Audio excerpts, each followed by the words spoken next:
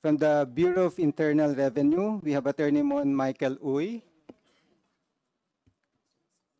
From the Commission on Elections, we have Director John Rex Laudianco and Attorney Maria Lourdes Fogoso Alcain.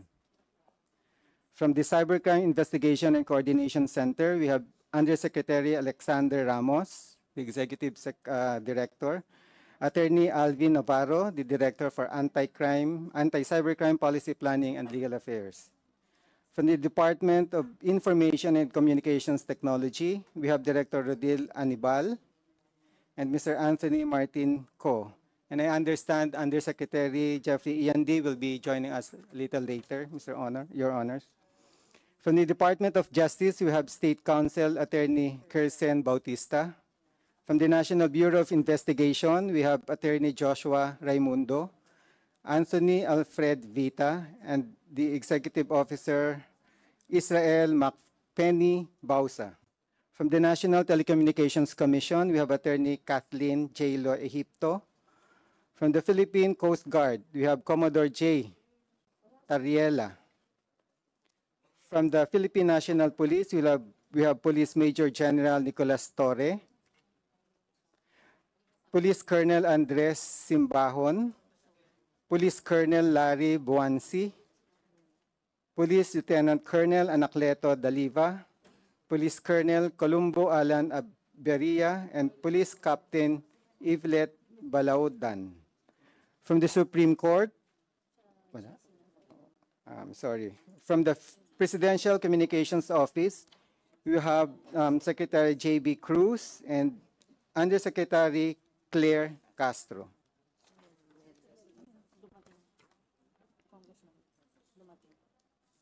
From the ByteDance Philippines or TikTok Philippines, we have Ms. Pichi Paderna and Ms. Bea Bautista.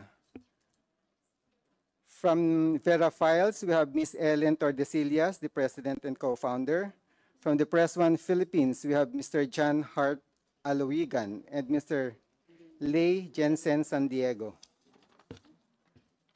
Also, we have the following resource persons: Ms. Elizabeth Joey Cruz, Ms. Ethel Pineda, Ms. Crisette Laureta Chu, Mr. Mark Anthony Lopez,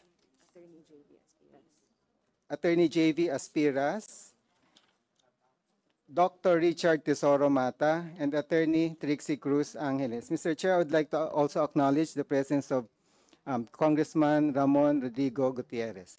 That's all, Mr. Chair. Thank you, Your Honors. Mr. Chair. Yes.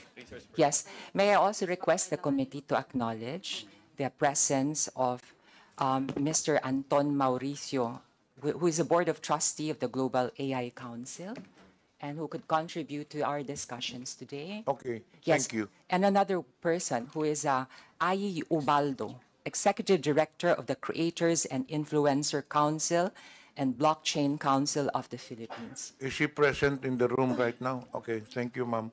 Thank you, sir.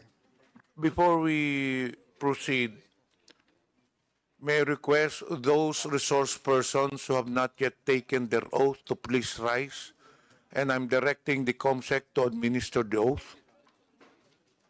All the resource persons who have not taken their oath. COMSEC, please administer the oath. Those who are attending for the first time, please raise your right hand. Do you swear to tell the truth, the whole truth, and nothing but the truth in this inquiry? Please respond with "I do." Thank you. Please take your seat. Do we now have the video presentation? Do we have the presentation of Senator Marcoleta?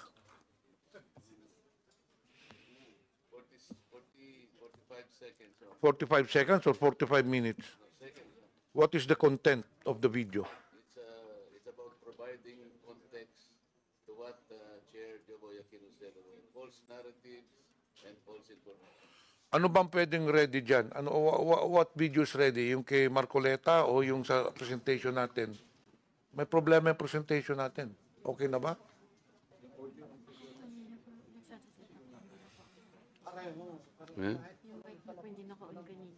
Ito.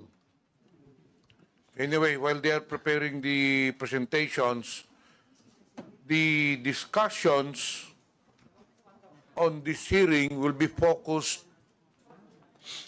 on several issues. One, vloggers. Two, social media platforms, platform policies and enforcement, algorithms and content moderation, fact-checking program, process of taking down posts, advertising and monetization.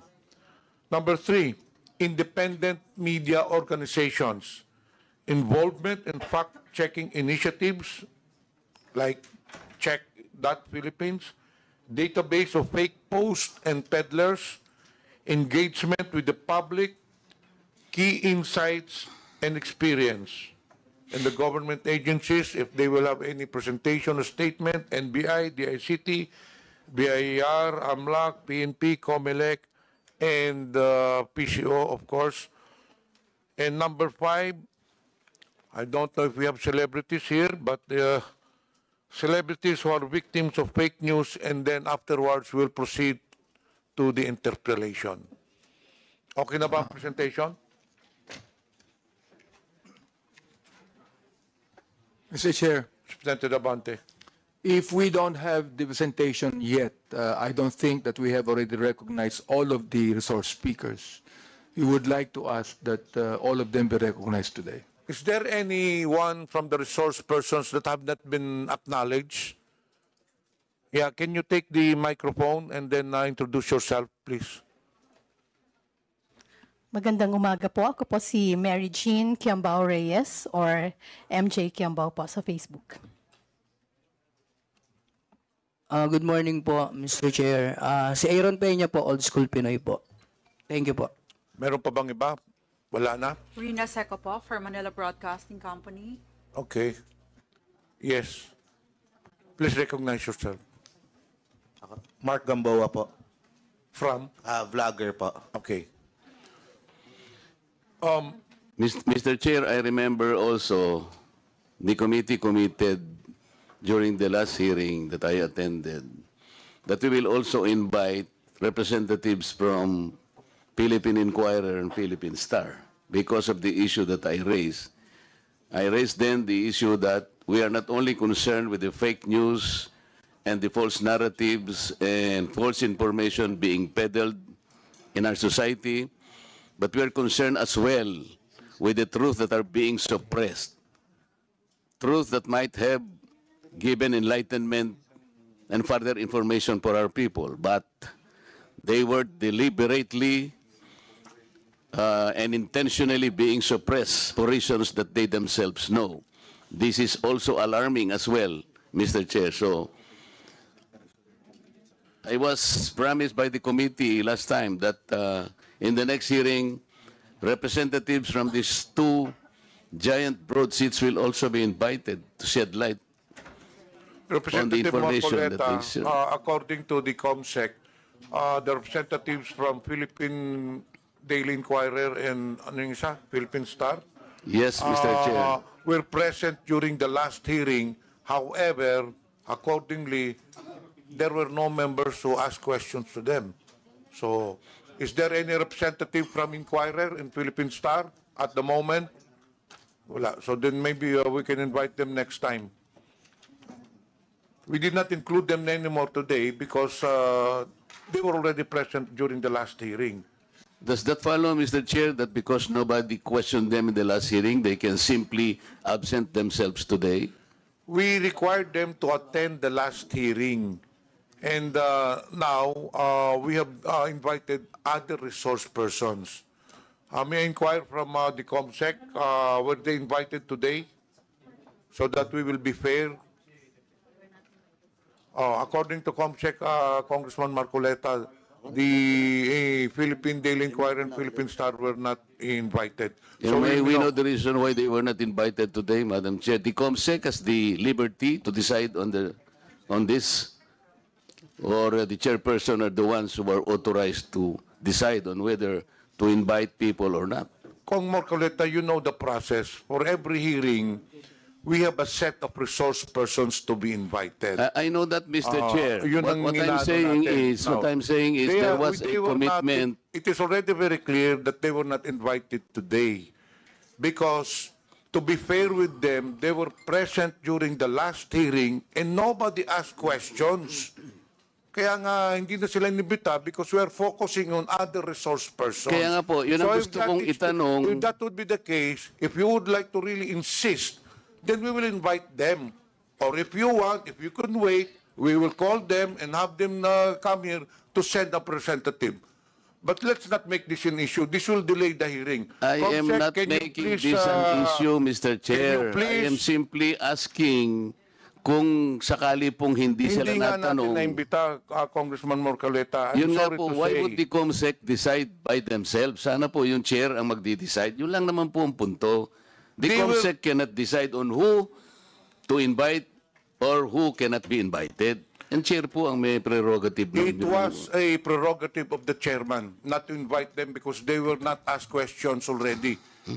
In fairness to them, they were diligent in attending the previous hearing, but unfortunately, nobody asked them a question. So it would be redundant to ask them to be present here again. So may I now And- proceed, Mr. Marcoleta, to other matters. And may I ask that the short video, Mr. Chair, be shown because that will provide context already. In that case, Comsec, please.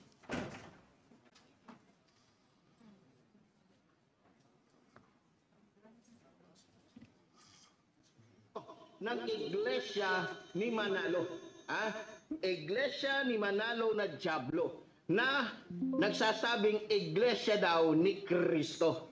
Itong si Marcoleta ay talagang demonyo din na katulad po ni Kibuloy. Paano ko nasabi? Mamaya po papaliwanag ko sa inyo kung gaano po kademonyo yung putang inang Marcoletang ito. Itong malaking matang itong diputang ito na masasabi mo talagang diablo rin katulad ni Kibulok. Mr. Chair, yung vlogger na yan, ang pangalan niya sa social media is Epipanio Labrador. Hindi ko po siya kilala. Narinig po ninyo kung murahin niya yung aking relihiyon na kinabibilangan. At pati po ako pinagmumura niya, tinawag po niya akong demonyo, lahat. Pero hindi po ako kumikibo. Ang sinasabi ko lang, kung tayo'y talaga ay i-address po natin ang mga ganitong klaseng paninira na mga narratives, ay siguro po pati itong mga ganitong klaseng tao ay may patawag din natin. Ako po, kahit na po ano pang sabihin nila, I will just stay as I am. As transparent and as accountable as I am. Because right now, what we need are people that can probably criticize us to the height of even abusing their rights. Pero ako po, walang problema sa kanila. Ay darating din po ang panahon that these people will be rendered useless. At wala nang maniniwala sa kanila until time will come na masasabi ng tao that they are stupid, useless people and they are simply liars. Tayo po, ang ating role lang basta ayusin lang po natin ang ating pagsisilbi. Kahit ano pong sabihin nila sa atin. Tingnan po niyo yung pagmumura nila sa akin. Wala naman po akong hindi ko po nga kilala yan. Kung murahin niya po ako, parang kayo po, narinig po ninyo lahat kung anong pinagsasabi niya. But people, I think, will not believe him. Dahil hindi po ako yun, yung sinasabihan niya. Maraming salamat po, Mr. Chair. That is precisely the objective of this hearing, Representative Marcoleta. So, are you requesting that Mr. Epipanio be called to be invited for the next hearing? By all means, Mr. Chair, and I will thank you for that. Comsec, please take note. The said person that has been mentioned earlier by Representative Marcoleta will be invited for the next hearing. Before we proceed, may I acknowledge the presence online of Representative Mix Villaferte, Representative Sandro Gonzales. And finally, can we now present the committee video presentation?